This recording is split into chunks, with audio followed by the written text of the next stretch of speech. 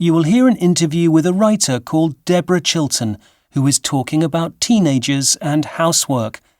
For questions 1 to 7, choose the best answer, A, B or C.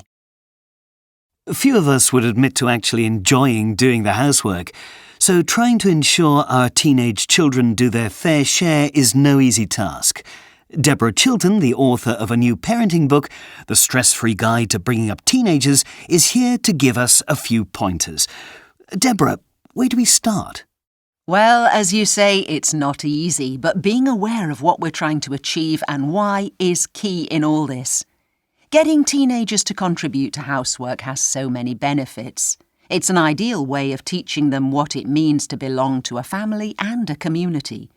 They also learn to take on more responsibility as they approach adulthood, and they pick up some useful skills on the way too. Knowing all this motivates and encourages parents to see their goals through. Right, and at what age should teenagers begin helping out with the housework? Long before they reach adolescence.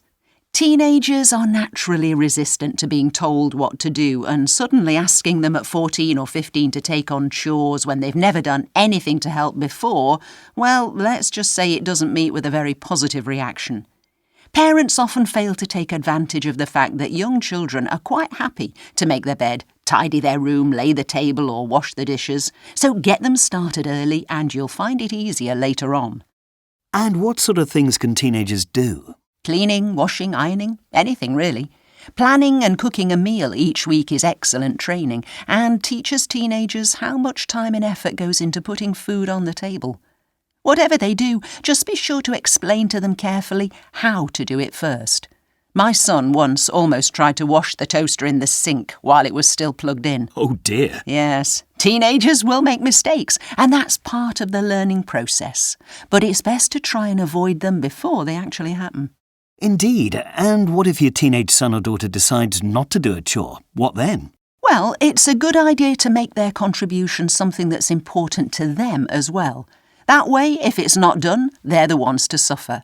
So, for example, if they don't do the washing, they won't have clean clothes for a party.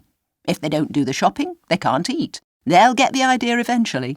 So you wouldn't consider threatening them with punishments? Only as a last resort. Punishments tend to cause bad feeling and resentment and can worsen the situation. If things don't get better, sit down together and remind them of their duty to other family members and the need to work as a team. And for the same reasons, don't give financial rewards for completing chores. Housework is an obligation rather than a choice, and no one gets paid for doing it. If only we did.